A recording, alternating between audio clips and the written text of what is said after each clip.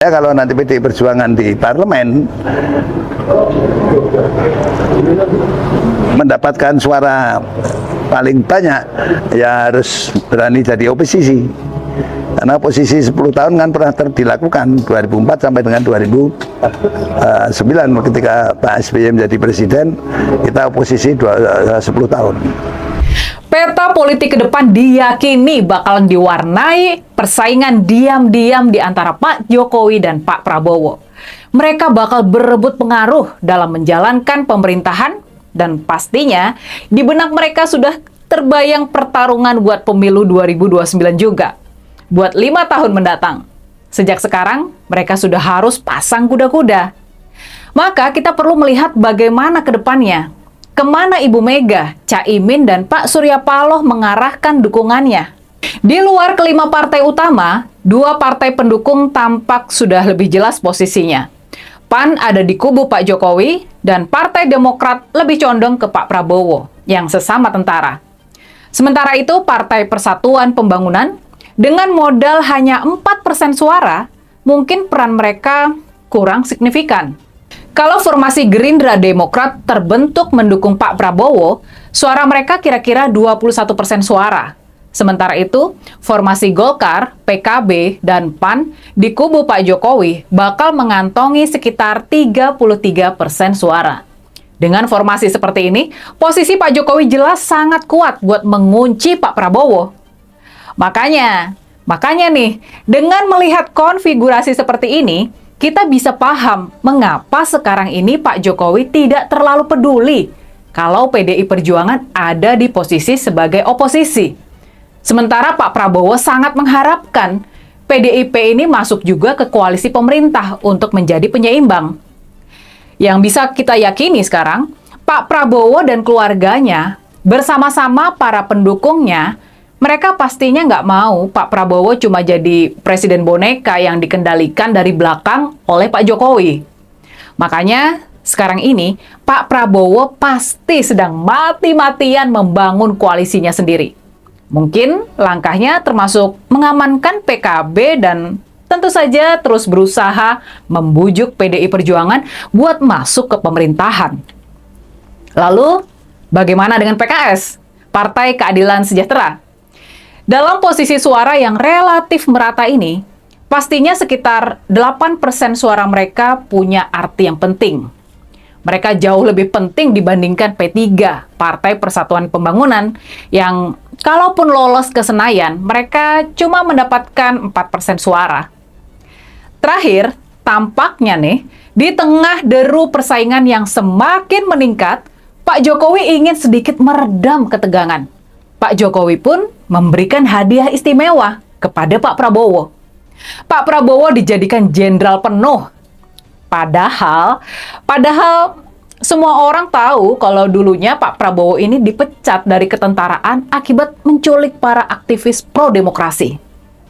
Langkah catur Pak Jokowi ini mungkin bisa sedikit meredam sepak terjang Pak Prabowo agar tetap dalam kendalinya. Tapi, sebagaimana langkah-langkah Pak Jokowi sebelumnya, pilihan ini benar-benar sebuah penghinaan terhadap demokrasi di negara kita. Ini benar-benar penghinaan terhadap para korban dan keluarga korban tragedi 1998. Dalam semua permainan catur politik ini, Pak Jokowi benar-benar mengangkangi demokrasi.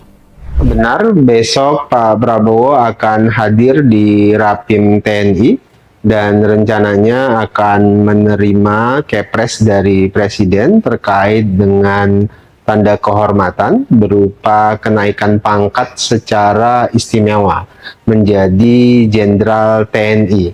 Hal ini sesuai dengan Undang-Undang Nomor 20 Tahun 2009 tentang gelar tanda jasa dan tanda kehormatan.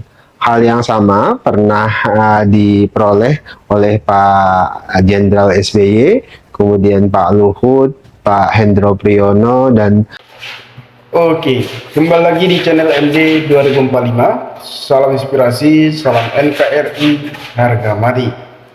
Jadi, teman-teman mungkin sudah mendengarkan sedikit penyampaian atau edukasi dari saudari kita Rini Budoyo tentang Prabowo Subianto. Tampaknya Prabowo Subianto memang sudah menang dalam Pilpres di tahun 2024 ini. Namun apa yang disampaikan oleh saudari tersebut memang sangat bermanfaat karena adanya pro dan kontra antara Prabowo dan Jokowi. Kenapa saya bilang pro dan kontra? Karena Pak Jokowi memiliki ambisi sendiri untuk memimpin NKRI ini lebih lanjut karena adanya Gibran sebagai wakil dari Prabowo Subianto. Prabowo akan kewalahan ketika dia menjadi pemimpin NKRI karena partainya sendiri tidak masuk Senayan atau parlemen. Ini akan menjadi kewalahan salah satu memimpin NKRI karena ketika partainya sendiri tidak masuk Senayan, itu akan kesulitan untuk membangun salah satu kabinet-kabinet yang akan bekerja dalam suatu tim.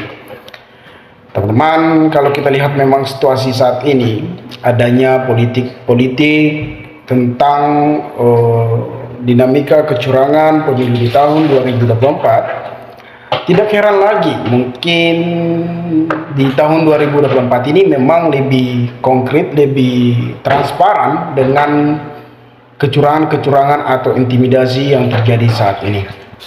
Kemenangan Prabowo dan Gibran bisa dikatakan hal-hal yang melanggar konstitusi, hal-hal yang melanggar pesta demokrasi Pilpres di 2024 ini.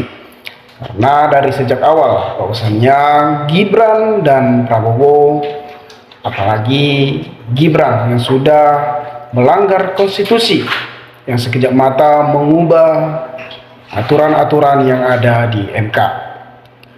Siapa yang bermain di MK kalau bukan Jokowi? Tentunya seorang presiden, yaitu Jokowi, yang meloloskan Gibran, yang memberikan karpet merah terhadap Gibran sehingga Gibran bisa ikut kontestasi Pilpres di tahun 2024 ini. Namun tidak lama ketika kita melihat potensi dan kualitas Gibran dan Prabowo Subianto, sah-sah saja mereka memimpin NKRI ini. Tetapi seperti apa yang dikatakan oleh saudari kita, ini akan menjadi tanggung jawab besar bagi Prabowo Gibran dan mereka akan kewalahan.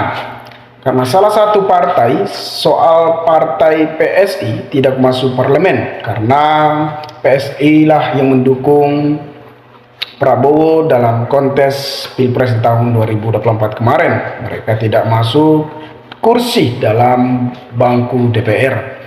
Sebaliknya juga Partai Gerindra lebih jauh berbeda daripada Partai PDIP.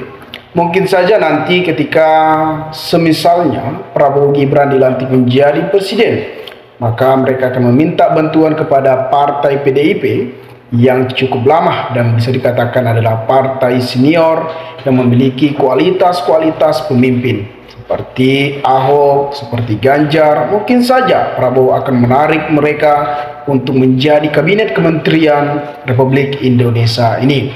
Tetapi mungkin besar ketika nanti Ganjar diminta untuk menjadi menteri, mungkin Ganjar akan menolak karena Ganjar adalah salah satu orang yang memiliki prinsip yang tegas dan perkataan yang bisa dipegang dan tidak mancele-mancele seperti pendukung-pendukung paslon nomor 2.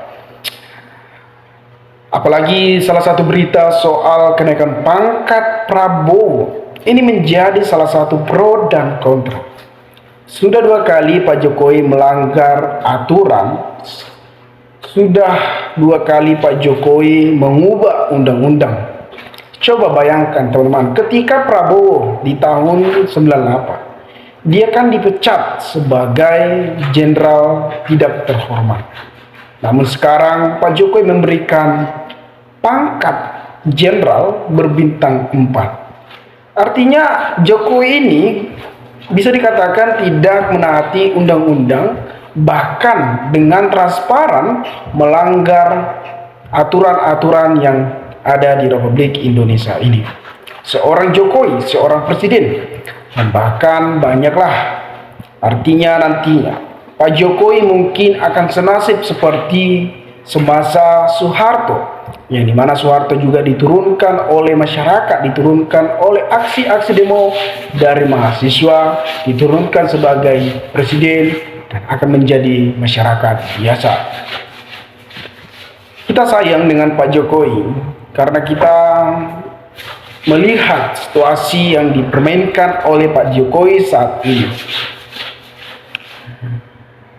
10 tahun lamanya Pak Jokowi membangun namanya, nama baiknya yang selama ini disanjung-sanjung,